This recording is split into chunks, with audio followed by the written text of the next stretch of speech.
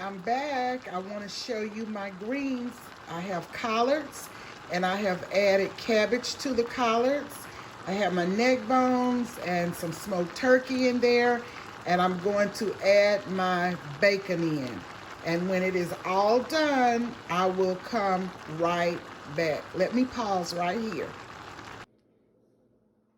Hey guys, I'm back with the finished product. These are the collards and cabbage mixed with smoked turkey, neck bones, and bacon. And it is so flavorful. Thank you so much for joining. Thanks for subscribing, liking, sharing, and don't forget to tap that post notification bell to be reminded of the uploads.